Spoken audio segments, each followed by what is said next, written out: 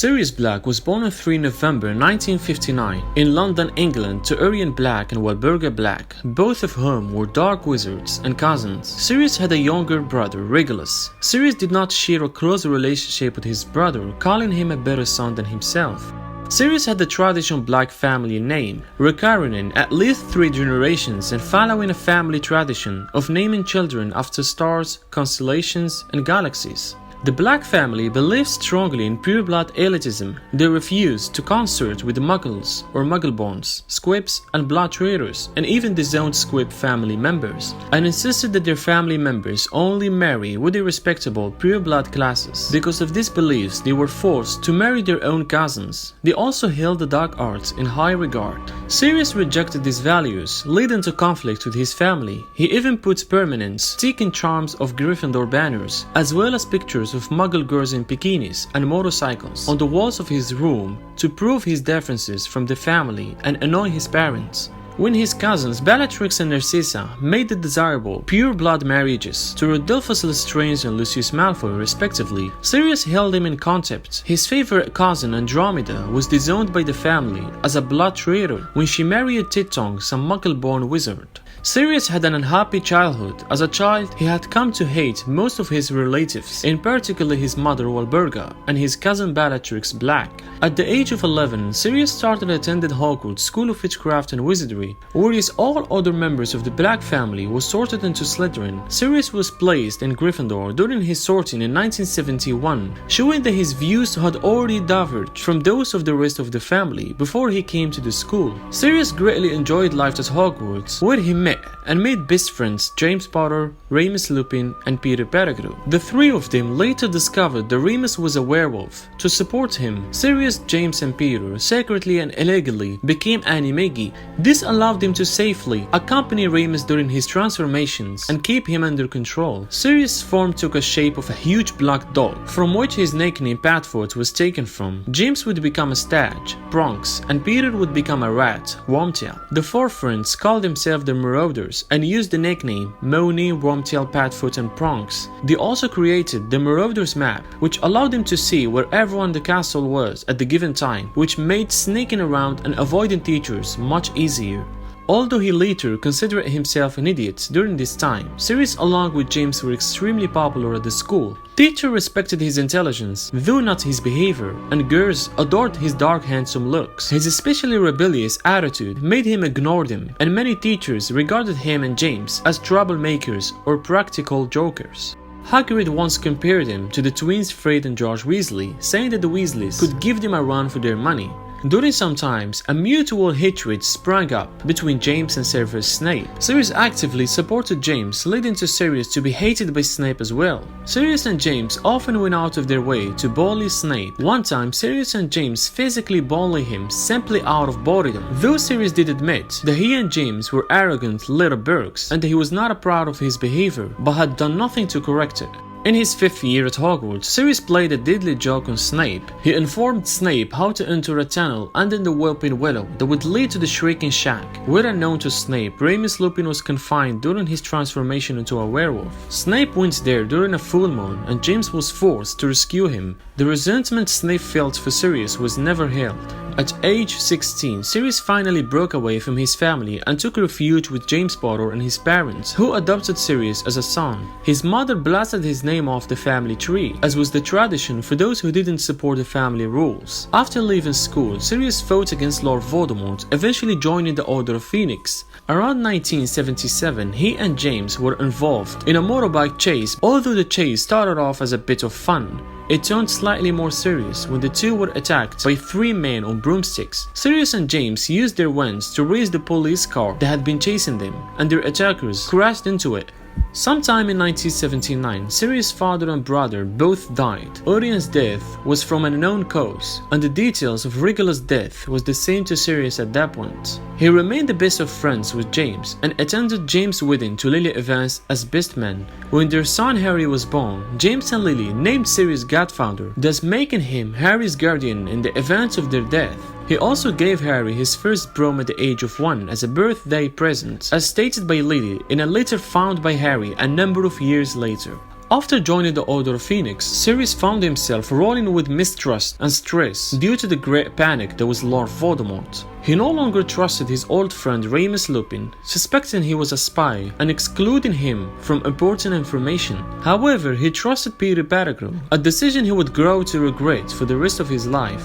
In 1981, the Potters were aware that Harry, along with the son of fellow Order members, the Longbottoms, had become Lord Voldemort's specific targets. Albus Dumbledore advised the Potters to go into hiding using the Fidelius Charm, which Dumbledore hoped would conceal them from Voldemort. James was adamant that Sirius being their sacred keeper, believing that Sirius would willingly die rather than reveal where they were. However, believing Voldemort would suspect him, Sirius suggested Peter Pettigrew as a less obvious choice, keeping everyone else, including Remus Lupin and Albus Dumbledore, in the dark. Sirius and the Potters resigned Pettigrew to be the sacred keeper. On Halloween night 1981, Sirius went to Pettigrew's hiding place and found him missing. Sirius ultimately went to Godric's Hollow, discovering the Potter's house destroyed and his friends dead. Only baby Harry was still alive. When Rubeus Hagrid appeared on the scene to take Harry from him on Dumbledore's orders, Sirius offered to take Harry himself, as he was the chosen guardian in the events of James and Lily's death. However, Hagrid told him that Dumbledore had made arrangements to send Harry to Lily's sister Petunia. Sirius agreed after an argument and gave Hagrid his flying motorcycle, telling him he wouldn't need it. Sirius, overcome with grief and rage, tracked Pettigrew down, determined to kill him in revenge. However, Pettigrew was confronted by Sirius on a city street. He shouted out that it was Sirius who betrayed the Potters, and then created a huge explosion on the street with a powerful blasting curse, killing 12 Muggles in the process, and enabling him to fake his own death and escape in his Animagus form, leaving a finger behind as evidence. Filch claimed to have seen Sirius laughing at the scene of the crime, not believing anything that just took place. Sirius was arrested by the Department of Magical Law Enforcement and sentenced to life imprisonment in Azkaban without a trial for 13 counts of murder with a blasting curse, given the information about the Potter's house, which led to their death and service to Lord Voldemort. Pettigrew was unjustly awarded the Order of Merlin First Class for his confrontation with Sirius, which along with the finger that they recovered were given to his mother. Sirius was placed in a prison cell at the mercy of the Azkaban guards, the Dementors. He retained his sanity by focusing on his innocence. He couldn't be detected by Dementors, but still allowed him to maintain a sense of self and regain enough strength to transform into his Animagus form in his cell. Since Dementors have difficulty sensing the less complex emotions of animals, he was able to remain relatively unaffected as a dog. It was not at all trouble to them, though since they would thought it meant he was losing his mind like everyone else. Sirius waited until any sources reached within the prison walls, leading to the discovery that Pettigrew was staying with the Wizarding family as a rat to keep up on current news about Voldemort. By 1985, Sirius' mother died, leaving the Black House Elf creature alone in the house.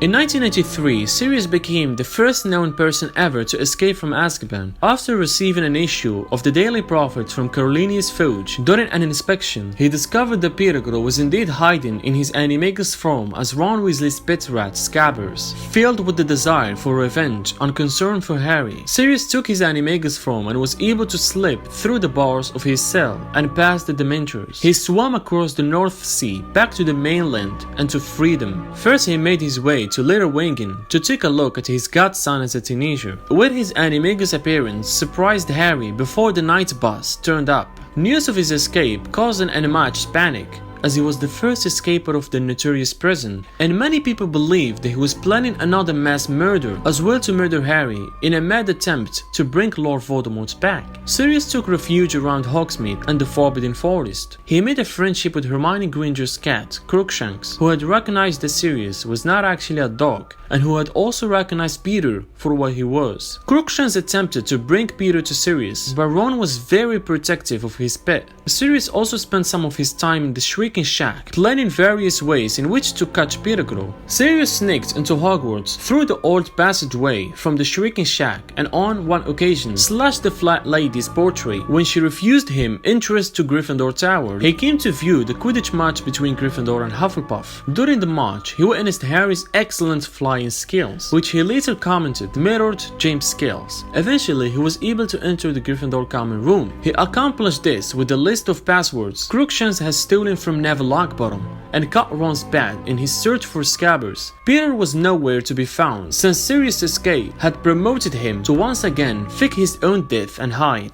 In June, Sirius caught Ron carrying Scabbers after the rat had been discovered hiding in Rubeus Hagrid's cabin and dragged both boy and the rat through the tunnel under the Whomping Willow to the Shrieking Shack. Harry and Hermione fell out. Harry was intent to confronting Sirius about the supposed betrayal of his parents. Despite the obvious differences in their ages and skill levels, Sirius was in a weak state due to being on the run, and without a wand, Harry overpowered him. Once Harry had Sirius at his mercy, Remus Lupin, who had seen Peter on the Marauders map, disarmed Harry and warmly greeted his old friend. After a long discussion, Harry came to the point of believing Remus and Sirius. Then together they revealed Peter's true form. Both wanted to kill their former friend for betraying James and Lily, but Harry prevented them from doing so, believing that it would be better to force Pettigrew to face justice at the hands of the Dementors. As they made their way back to the castle, Sirius hesitantly asked Harry if he would like to live with him, thinking Harry wouldn't want to, but Harry excitedly agreed, happy at the idea of leaving the Dursleys and finally having a real home. Unfortunately, soon after they left the Whomping Willow, Lupin transformed under the full moon, and having forgotten to take the Wolf's Bane potion in order to protect the others from Lupin, Sirius turned back into a dog. Sirius was weakened following his encounter with Lupin's werewolf form and couldn't protect himself when hundreds of Dementors guarding Hogwarts arrived. Harry and Hermione had followed Sirius and found him lying unconscious and surrounded by the creatures. He attempted to perform the Patronus charm but couldn't. The Dementors nearly succeeded in sucking out Sirius' soul until a powerful Patronus resembling a statue warded them off, which was Harry himself who took the action. Sirius was bravely recaptured by Snape and was sentenced to Dementor's Kiss, a fate worse than death. By Albus Dumbledore's suggestion, Harry and Hermione used Hermione's Time Turner to help Sirius escape, and Dumbledore has also hinted that more than one innocent life could be saved that night. They rescued the Hippogriff backpack from execution and Sirius from the Kiss, thus granting him a form of travel. Sirius once again a wanted man, although alive, soul intact, and innocence known to at least certain people. Soon after his escape, he sent Harry, Ron and Hermione a letter explaining that it was he who sent Harry the firebolt for Christmas and given Harry permission as his godfather to go to Hogsmeade. He also apologized to Ron for the loss of his pet, asking him to accept the owl in place of Scabbers. Sirius fled Europe beyond the Ministry of Magic. He communicated with Harry but only a few times to retain the secrecy of his location. Harry grew to greatly rely on Sirius' advice in time of need. Sirius returned to Britain when Harry gave him notice that his scar had been hurting, which had come to be known as a signal of Lord Voldemort's presence of power. When Harry was mysteriously entered in the Triwizard Tournament, Sirius hid in a cave near Hogsmeade, where Harry, Ron and Hermione occasionally visited him. He did this in order to provide Harry with moral support and advice during this hard time. He warned Harry about Igor Karkaroff, the Durmstrang headmaster, telling Harry that Karkaroff used to be a Death Eater, and he gave up a considerable number of names in exchange for his freedom. He advised Harry to continue his practice of defensive spells and to never wander off on his own, as times were dangerous. Following the final test of the tournament, Dumbledore summoned Sirius to his office to mate with Harry, who had barely survived an encounter with Lord Voldemort. As Harry explained the night's events, Sirius nearly interrupted twice and was greatly angered. He also showed signs of strong emotion when he learned the shades of his old friends James and Lily had returned and hid his face in his hands. Sirius was allowed to stay with Harry in the hospital wing in his dog form. Once the minister had left, Dumbledore began making plans to resist the Dark Lord. He asked Sirius to resume his human form and make his peace with Snape. Although neither was pleased, Sirius promised to see Harry again soon and live to do his instructions Dumbledore gave him. With Lord Voldemort to restore to his physical form, Dumbledore got back the Order of Phoenix, sending Sirius to gather the old crowd and informed him of the situation. Sirius donated his family home at 12 Grimmauld Place in London as Order headquarters. Unfortunately, as he was still wanted by the authorities, Sirius could never safely leave the house and became quite sad over being useless. When he barely left the house to see Harry to the Hogwarts Express, Draco Malfoy commented on Harry's pet dog, which suggested that the Malfoy recognized Sirius in his Animagus form. Harry and Sirius stayed in touch during Harry's school year via Owls and the Flow Network, though Sirius' presence was nearly discovered by Dolores Umbridge that year. Throughout Harry's hardships with Umbridge, Sirius encouraged him to oppose her reforms and strongly approved of Harry's secret defensive tutorial group, Dumbledore's Army. He also willingly answered all of Harry's questions about the Order of Voldemort, though most of the group felt Harry was too young to handle the truth. He also told Harry to contact him if Professor Snape gave him a hard time during their occlumency lessons. Sirius fell into a deep depression when Harry and the Weasleys arrived at Grimmauld Place just after Arthur was attacked by Nagini. Sirius made a complete turnaround when the Weasley family and Harry decided to stay at Grimmauld Place over the Christmas holidays. While Harry returned to school, Voldemort used Legilimency to implant a false vision into Harry's mind that Sirius was being tortured in the Department of Mysteries, convincing Harry that Sirius had in fact been captured. Harry, along with Ron, Hermione, and fellow Dumbledore's Army members, Ginny, Neville, and Luna, went to London via Distrolls. The students made their way through the Ministry of Magic and gained access to the Department of Mysteries, only to be ambushed by Death Eaters. It was Snape who ultimately saved their lives by alerting the Order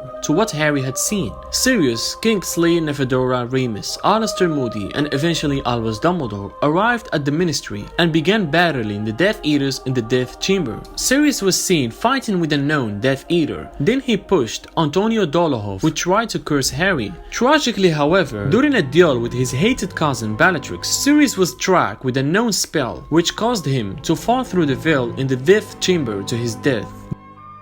There was a moment of sadness and anger. Harry, enraged and grief-stricken, and successfully attempted to take revenge on Bellatrix before Voldemort arrived, even attempting to use the Cruciatus Curse. After a short duel between Dumbledore and Voldemort, he fled, but not before he was seen by Cornelius Fudge himself and several other Ministry officials, finally forcing them to abandon their plan to discredit Dumbledore and Harry and admit the truth to the world. With that done, Dumbledore successfully convinced the Ministry that Sirius was innocent all along and managed to get him cleared of all charges.